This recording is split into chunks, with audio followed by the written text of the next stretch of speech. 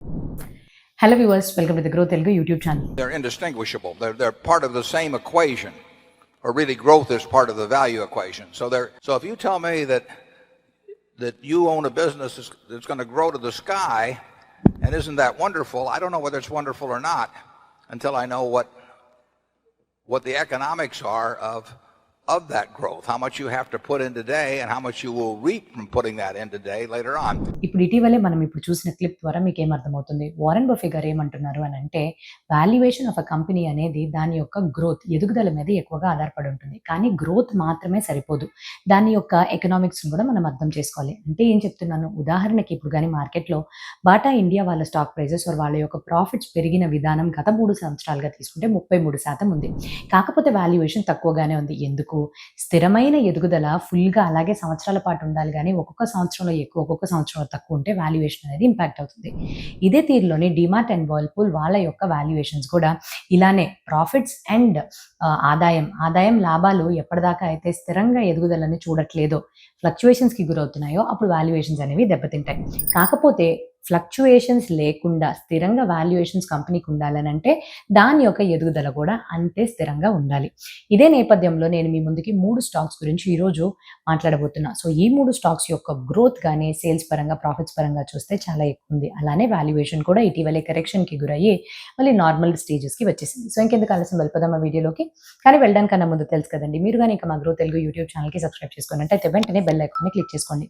ఎందుకంటే ఎప్పటికప్పుడు మంచి కంటెంట్ అందించే ప్రయత్నాన్ని చేస్తూనే ఉంటాం కాబట్టి.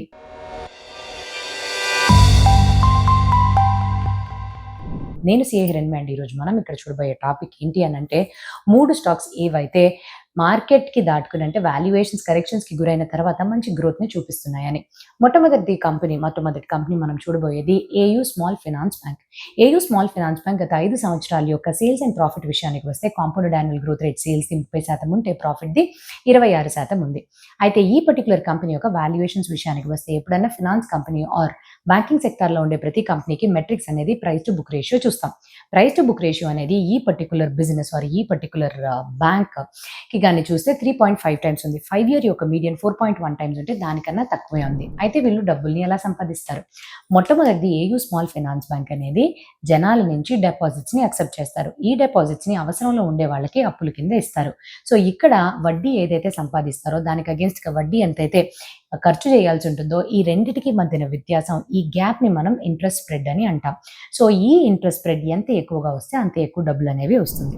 సో ఇక్కడ ఏయూ స్మాల్ ఫైనాన్స్ బ్యాంక్ యొక్క పోర్ట్ఫోలియో మిక్స్ కానీ చూస్తే అత్యధికంగా వీళ్ళు కమర్షియల్ వెహికల్స్కి లోన్ అనేది ఇస్తున్నారు. సో వెహికల్స్కి కావాల్సిన లోన్స్తో పాటుగా బిజినెస్ వాళ్ళకి అండ్ అలానే వ్యవసాయం చేసుకునే వాళ్ళకి కూడా వీళ్ళు అప్పులు అనేది అందిస్తున్నారు. అండ్ అసెట్స్ పరంగా కానీ చూసినట్టయితే ఏయూ స్మాల్ ఫైనాన్స్ బ్యాంక్ సెగ్మెంట్లోని ఒక మార్కెట్ లీడర్గా 40% మార్కెట్ షేర్తో వ్యవహరిస్తుంది. కానీ టోటల్ బ్యాంకింగ్ సెగ్మెంట్లో కానీ చూసినట్టయితే వీళ్ళ సిస్టమ్ చాలా చిన్నగానే ఉంది. ఇండస్ట్రీ గురించి తెలుసుకుందాం. సో మనమేం మాట్లాడుతున్నాం, ఏయూ స్మాల్ ఫైనాన్స్ బ్యాంక్ అనేది స్మాల్ ఫినాన్షియల్ బ్యాంకింగ్ సెగ్మెంట్లోకి వస్తుంది. కానీ మార్చ్ 2025లోని టోటల్ బ్యాంకింగ్ సెగ్మెంట్ యొక్క విలువ మన దేశంలో 312 lakh crores ఉంది. అండ్ ఇందులో స్మాల్ ఫైనాన్స్ బ్యాంక్ యొక్క సెగ్మెంట్ విలువ దాదాపు 4 లక్షల కోట్లు ఉంది. అంటే మనం రేషియో కట్టి చూసినట్టయితే 1.2 to 1.3% సుమారుగా. ఈ స్మాల్ ఫైనాన్స్ బ్యాంకింగ్ సెగ్మెంట్లోని ఏయూ స్మాల్ ఫైనాన్స్ బ్యాంక్ది 40% మార్కెట్ షేర్ అనేది ఉంది. అయితే రాబోయే ఈ 2 సంవత్సరాల్లోని 2026లోని స్మాల్ ఫైనాన్స్ బ్యాంకింగ్ యొక్క కాంపౌండెడ్ యాన్యువల్ గ్రోత్ రేట్ ఎంత ఉండబోతుందంటే 18 to 20% మధ్యన. అండ్ ఇది 22 నుంచి 25% పెరుగుతుంది ఫినాన్షియల్ ఇయర్ 2027లో. సో ఇదంతా మనం ఇండస్ట్రీ గురించి చూసాం. ఇప్పుడు ఈ కంపెనీ ఆర్ ఈ బ్యాంకింగ్ కంపెనీ అయిన ఏయూ స్మాల్ ఫైనాన్స్ బ్యాంక్ యొక్క బిజినెస్ విషయానికి కానీ వచ్చినట్టయితే వీళ్ళ యొక్క నెట్ ఇన్కమ్ ఏదైతే ఉందో అది ఇంట్రెస్ట్ ఇన్కమ్ అనేది పెరుగుతూ వస్తుంది. అండ్ వీళ్ళు తీసుకునే ఫండ్స్ యొక్క కాస్ట్ కూడా తగ్గుతూ వస్తుంది. సో నెట్ ఇంట్రెస్ట్ మార్జిన్ అనేది పెరుగుతుంది. దాంతోపాటుగా అసెట్ క్వాలిటీ అనేది పెరుగుతుంది. నాన్ పర్ఫార్మింగ్ అసెట్స్ యొక్క సంఖ్య తగ్గుతూ వస్తుంది. క్వార్టర్లీ ఫినాన్షియల్ రిజల్ట్స్ కానీ చూస్తే 2026 Q3 కల్లా వీళ్ళ యొక్క ఇంట్రెస్ట్ గత సంవత్సరం అదే క్వార్టర్తో పోలిస్తే 15% పెరిగి 4,000 కోట్లకి చేరుకుంది. అండ్ ఇక్కడ ఇంట్రెస్ట్ ఇన్కమ్ అనేది ఇంట్రెస్ట్ ఖర్చుతో మనం పోల్చాలి కదా, ఆ ఇంట్రెస్ట్ ఎక్స్పెన్స్ అనేది దాదాపుగా 14% వరకు పెరిగింది. అలా అయినప్పటికీ కూడా గత సంవత్సరం సంవత్సరం అదే క్వార్టర్తో పోలిస్తే నెట్ ఇంట్రెస్ట్ మార్జిన్ అనేది 16% పెరిగి 2,300 కోట్లకి చేరుకుంది. దీనికి ముఖ్యమైన కారణం ఏంటి? మొదటిది వీళ్ళు వివిధ రకాల కొత్త బ్రాంచెస్ని యాడ్ చేయడంతో పాటు వీళ్ళ ప్లాట్ఫామ్ని డిజిటల్ రూపానికి మార్చారు. సో ఇలా మార్చడం వల్ల ఖర్చులు అనేవి ఆపరేటింగ్ కాస్ట్ 22% పెరిగితే ఎంప్లాయీ ఖర్చులు అనేవి 32% పెరిగింది. సో ఇలా పెరిగిన తర్వాత కాస్ట్ టు ఇన్కమ్ రేషియో కూడా ఆ క్వార్టర్కి కొద్దిగా ఎక్కువ అయినప్పటికీ కూడా 9 నెలల యొక్క డేటా కలిపి చూస్తే అది కొంచెం స్టెబిలైజ్ అయినట్టుగా తెలుస్తుంది. సో ఇదే తీరులో ప్రొవిజనింగ్ కూడా ఒక 34% తగ్గింది. సో ప్రాఫిట్స్ అనేది ఇదే తీరులో 26% పెరిగి 688 crores దగ్గర స్థిరపడింది. భవిష్యత్తులో ప్రణాళికలు ఎలా వేస్తున్నారు? సో మేనేజ్మెంట్ వాళ్ళు ఎదుగుదల క్లియర్గా ఉండాలి అని క్లియర్ అయిన ప్రణాళికలు వేస్తున్నారు. మొట్టమొదటిది ఇప్పుడు ప్రస్తుతం ఉండే వాళ్ళ లోన్ బుక్లో 1,29,000 crores ఏవైతే ఉందో దీనికి అగెయిన్స్ట్గా ఒక 20-22% వరకు పెంచాలి అని అనుకుంటున్నారు. అంటే ఈ తీరులో కానీ పెంచినట్టయితే ఇంకొక ప్రెసెంట్ ఈల్డ్ రేట్తో కానీ మనం పోల్చి చూసినట్టయితే అడిషనల్గా వీళ్ళకి నెట్ ఇంట్రెస్ట్ ఇన్కమ్ అనేది 3,600 కోట్ల దాకా జనరేట్ అవుతుంది. సో ఇలాగా నెట్ ప్రాఫిట్ అనేది ముందు సంవత్సరంతో పోలిస్తే 1.7 times పెరిగే అవకాశాలు కనిపిస్తున్నాయి. అండ్ దృష్టిని వీళ్ళు ఎఫిషియన్సీ పరంగా రిటర్న్స్ ఎక్కువ రావాలి అన్న దిశలో కూడా వెళుతున్నారు. దానితో పాటుగా రిటర్న్స్ అంటే రిటర్న్ ఆన్ అసెట్స్ ప్రాఫిటబిలిటీని పెంచుకునే తీరులోని రిటర్న్ ఆన్ అసెట్స్ యొక్క గ్రోత్ గైడెన్స్ విషయానికి వస్తే ప్రస్తుతం ఉండే 1.2 to 1.3% నుంచి 1.8% దాకా పెంచాలి అని చెప్తున్నారు. రిస్క్ పరంగా కానీ చూసినట్టయితే 2 ముఖ్యమైన రిస్క్స్ ఉన్నాయి. మొట్టమొదటిది లెండింగ్ ఏదైతే చేస్తున్నారో కాసా రేషియోస్ అనేది ఇటీవల ఎఫెక్ట్ అయింది. 38.4% నుంచి 29%కి తగ్గిపోయింది. అండ్ ఇది ఒక సైడ్ ఇలాగుండగానే ఎక్స్పాన్షన్స్ వల్ల కాస్ట్ స్ట్రక్చర్ అనేది పెరిగిపోయింది. ఏదైతే cost to total income ratio అనేది ఉంటుందో అది 55% వరకే టార్గెట్ పెట్టుకున్నప్పటికీ కూడా అది 57.2% వరకు పెరగడం చూసాం. రెండవ కంపెనీ ఆవాస్ ఫినాన్షియల్స్ గత 5 yearsలోని వీళ్ళ యొక్క సేల్స్ గ్రోత్ చూస్తే 21% ఉంది. ప్రాఫిట్ అదే టైంలో 18% గ్రో అయింది. సో వీళ్ళ యొక్క ప్రైస్ టు బుక్ రేషియో విషయానికి కానీ వస్తే 10 times ఉండేది కాస్త ఇప్పుడు 1.8 times వరకు పడిపోయింది వాల్యుయేషన్. కాకపోతే ఆ 5-year మీడియన్ విషయానికి వస్తే 4 timesలోనే ట్రేడ్ అవుతుంది ఈ పర్టికులర్ ఫినాన్షియల్ కంపెనీకి. అయితే ఇప్పుడు మనం వీళ్ళు ఎటువంటి సెగ్మెంట్లో ఉన్నారు? ఆవాస్ ఫినాన్షియల్స్ అనే వాళ్ళు హౌసింగ్ ఫినాన్స్ కంపెనీగా వ్యవహరిస్తున్నారు. అంటే హౌసింగ్ లోన్స్ ని అత్యధికంగా ఇస్తారు. పోర్ట్ఫోలియో మిక్స్ పరంగా చూస్తే 66% హౌసింగ్ లోన్స్, 34% మిగిలిన ఎంఎస్ఎంఈ అండ్ కావాల్సిన చిన్న చిన్న రుణాలు ఇలాంటి వాటిల్లోని వాళ్ళ పోర్ట్ఫోలియోని నడిపిస్తున్నారు. అండ్ ముఖ్యంగా చెప్పాలి అని అంటే ఏదైతే గ్రామాల్లో కానీ చూసినట్టయితే వీళ్ళ యొక్క ఆదాయం స్థిరంగా ఉండదు, ఇన్ఫార్మల్ గా ఉంటుంది. సో వీళ్ళకి పెద్ద పెద్ద బ్యాంకులు వాళ్ళు రుణాలు ఇవ్వడానికి ముందుకు రారు. ఈ పర్టికులర్ గ్యాప్ ని పూర్తి చేస్తూ ఆవాస్ ఫినాన్షియల్స్ వాళ్ళు వచ్చి అతి తక్కువ టైంలోని 6 రోజుల్లోపు కూడా లోన్స్ ని అప్రూవ్ చేసి ఇవ్వడం అనేది చూసాము. సో ఇక్కడ వీళ్ళకి వచ్చే ఆదాయం అనేది ఎంత అప్పులు ఇచ్చిన దాని మీద వడ్డీని కలెక్ట్ చేస్తారు అని. కాకపోతే ఇక్కడ గ్రామాల్లోని ఇన్ఫార్మల్ ఇన్కమ్ మీద ఇస్తారు కాబట్టి ఏఐ టూల్స్ ద్వారా ఏ బారోవర్ ఎంతవరకు డిఫాల్ట్ చేయగలడు అనే లెక్కని ఎప్పటికప్పుడు వేసుకుంటూ ఉంటారు.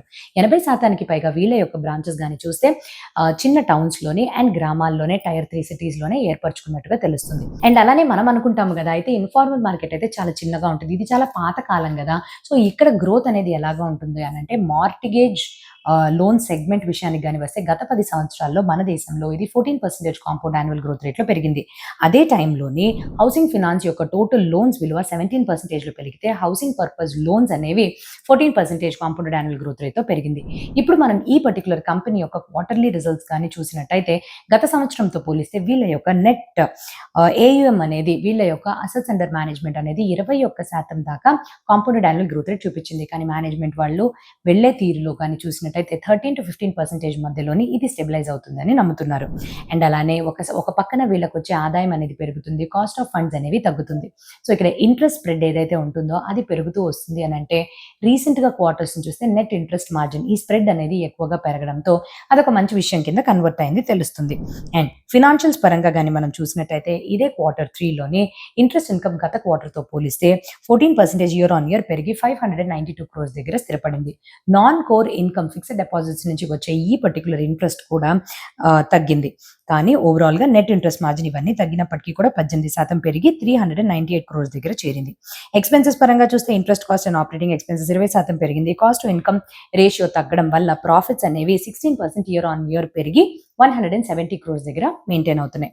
గ్రోత్ అవుట్లుక్ పరంగా వీళ్ళు ఏమనుకుంటున్నారు? సో మేనేజ్మెంట్ వాళ్ళు 2027 లోపు వీళ్ళకుండే అసెట్స్ అండర్ మేనేజ్మెంట్ ని ఇంకొక 2,000 కోట్లని పెంచాలనుకుంటున్నారంటే ఈ సంవత్సరంలో ఫస్ట్ 9 months లోని 4,430 crores డిస్బర్స్మెంట్స్ చేశారు. దీనితోటి ఇంకొక 2,000 కోట్ల గాని పెంచినట్టయితే దాదాపుగా AUM ఒక కాంపౌండెడ్ యాన్యువల్ గ్రోత్ రేట్ 2027 కల్లా 17-18% మధ్యలో ఉంటుంది. కానీ ఇక్కడికి మాత్రం ఆగిపోకుండా రెండవ ముఖ్యమైన ప్రణాళిక ఏం చెప్తున్నారంటే ఫ్యూచర్లో ఈ AUM ఒక వాల్యూ 20-25% పెరగాలి. 2030 కల్లా 55,000 కోట్లు చేరుకోవాలి AUM. అంటే ఇప్పుడుండే AUM కన్నా 2.5 రెట్లు ఎక్కువగా ఉండాలి అని చెప్తున్నారు. అండ్ దీనికి వీళ్ళు ఎక్కువగా చూసే రిస్క్స్ ఏం చూస్తున్నారు అని అంటే వీళ్ళకి దాదాపుగా 69% వచ్చే బిజినెస్ ఏదైతే ఉందో 15 రాష్ట్రాల నుంచి వస్తుందో అందులో ముఖ్యంగా గుజరాత్, మహారాష్ట్ర అండ్ రాజస్థాన్ నుంచి రావడం వల్ల ఎక్కువగా కాన్సన్ట్రేషన్ ఇక్కడ ఉంటుంది. సో ఈ స్టేట్స్లో ఎటువంటి మార్పులు చేర్పులు సమస్యలు ఎదుర్కొన్నా కూడా వెంటనే ఈ ప్రభావం అనేది బిజినెస్ పైన పడుతుంది. అండ్ రెండోది వీళ్ళ యొక్క asset quality. So gross NP అనేది 1.25% దగ్గర ఉంది. అండ్ అలానే డేస్ పేయబుల్ రేట్ అనేది 4.5% దగ్గర ఉంది. సో కొద్దిగా వీక్ పర్ఫార్మెన్స్ అనేది కనిపిస్తుంది. మూడవది యాక్సిస్ బ్యాంక్. సో వీళ్ళు ప్రైవేట్ రంగంలోని మూడవ పెద్ద బ్యాంక్ గా వ్యవహరిస్తున్నారు. గత 5 years యొక్క compounded annual growth rate sales చూస్తే 15%, ప్రాఫిట్స్ చూస్తే 72% ఉంది. ఎందుకు ప్రాఫిట్స్ ఇంతలా పెరిగింది? ఫినాన్షియల్ మార్జిన్స్ పెరిగినప్పుడు ప్రాఫిట్స్ అనేవి ఆటోమేటిక్ గా పెరుగుతాయి కదా. అండ్ వీళ్ళ వాల్యుయేషన్ విషయానికి కానీ వచ్చినట్టయితే 2.1 times నుంచి 2.4 times మధ్యలో ఇండస్ట్రీ మీడియన్ అనేది వ్యవహరిస్తుంది. కానీ వీళ్ళు ప్రస్తుతం 1.8 times ఆ మీడియన్ కన్నా తక్కువలోనే ట్రేడ్ చేస్తున్నారు. అండ్ వీళ్ళు వాళ్ళ యొక్క సబ్సిడరీస్ ద్వారా అంటే బ్యాంకింగ్ వ్యవహారాలు చేస్తున్నప్పటికీ వాళ్ళ వ్యాపారాన్ని వాళ్ళకుండే మిగతా సబ్సిడరీస్ ద్వారానే ముందుకు తీసుకువెళ్తున్నారు. సబ్సిడరీస్ అంటే 4 ముఖ్యమైన subsidiaries: Axis AMC, Axis securities, Axis capital, Axis finance. So వీళ్ళన్నీ కూడా పర్టికులర్ అన్ని సబ్సిడరీస్ కూడా మంచిగా అంటే నెట్ ప్రాఫిట్ గత 9 నెలలు కానీ చూస్తే 1,490 crores దాకా ఆ ముందు క్వార్టర్తో పోలిస్తే 6% year on year net profits అనేవి పెరిగినాయి ఈ పర్టికులర్ యాక్సిస్ బ్యాంక్కి వాళ్ళ యొక్క సబ్సిడరీస్ ద్వారా. Profitability mix or portfolio mix విషయానికి కానీ వచ్చినట్టయితే హైయెస్ట్గా 56% రీటైల్ లోన్స్ నుంచి వస్తే 32% కార్పొరేట్ లోన్స్ నుంచి వస్తుంది అని మిగతా 12% SMEs నుంచి వస్తుంది. ముఖ్యమైన పాజిటివ్ విషయం ఏంటి అని అంటే కార్పొరేట్ లోన్స్లో 90% వరకు అన్ని లోన్స్ A రేటెడ్ అంటే రిస్క్ చాలా తక్కువ ఉన్నట్టుగా మనకి తెలుస్తుంది. కాసా రేషియో కూడా 39% దగ్గర మెయింటైన్ చేస్తున్నారు. ఫినాన్షియల్స్ పరంగా కానీ వస్తే ఈ పర్టికులర్ కంపెనీ యొక్క కోర్ లెండింగ్ బిజినెస్ పెరగడంతో నెట్ ఇంట్రెస్ట్ మార్జిన్ అండ్ దానివల్ల వచ్చే నెట్ ప్రాఫిట్స్ కూడా 3% నుంచి 5% మధ్యలోని పెరగడమే చూస్తున్నాం గత సంవత్సరంతో పోలిస్తే. గ్రోత్ అవుట్లుక్ వశంగా కానీ చూసినట్టయితే మేనేజ్మెంట్ వాళ్ళు ఎక్కువగా నెట్ ఇంట్రెస్ట్ మార్జిన్ ని బాగా ఆప్టిమైజ్ చేయాలి. ఇలా ఆప్టిమైజ్ చేస్తేనే profit after tax to return on equity ఈ పర్టికులర్ రేషియో అనేది పెరగడం ఆ దిశలో వెళ్తుందని చెప్తున్నారు. అండ్ అలానే అసెట్ క్వాలిటీలో కూడా ఇంప్రూవ్మెంట్ ఉంది. గ్రాస్ NPS 1.4% కి తగ్గితే నెట్ NPS 0.42% ఉంది. అండ్ ప్రొవిజనింగ్ కూడా బలంగా 70% వరకు మెయింటైన్ చేస్తున్నారు. అసెట్ బుక్ విషయానికి కానీ వస్తే ఇండస్ట్రీ యొక్క యావరేజ్ కన్నా లాంగ్ టర్మ్ లో 3% వరకు ఎక్కువగా ఉండాలి అనే టార్గెట్ పెట్టుకున్నారు. అండ్ అలానే 2027లోని ఈ బ్యాంక్ వాళ్ళు ఎలక్ట్రిక్ వెహికల్స్కి ఇచ్చే లోన్స్ 4 వీలర్స్ కావచ్చు, 2 వీలర్స్ కావచ్చు దాని యొక్క సంఖ్య 4% and 6%కి పెంచాలి అనే ప్రణాళికలు కూడా వేసుకున్నారు. కాకపోతే వీళ్ళు ఫేస్ చేయాల్సిన ఆర్ చూస్తున్న సమస్యలు ఏంటి అని అంటే స్ట్రెస్ అండ్ డిఫాల్ట్స్ రేట్ కొంచెం ఎక్కువగా పెరుగుతుంది. అది కూడా ముఖ్యంగా అన్సెక్యూర్డ్ రీటైల్ లోన్స్ పరంగా.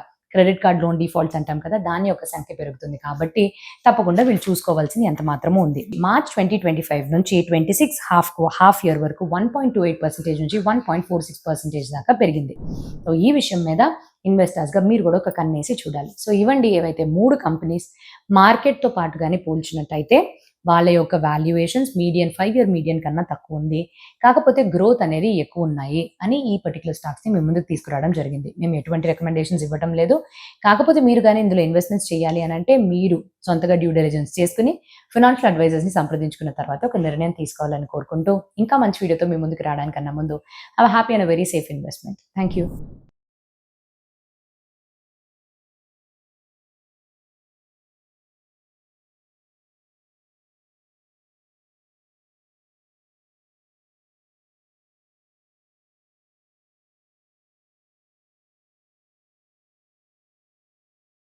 Investment in securities market are subject to market risks. Read all the related documents carefully before investing. Please read the risk disclosure documents carefully before investing in equity shares, derivatives, mutual fund, and or other instruments traded on the stock exchanges.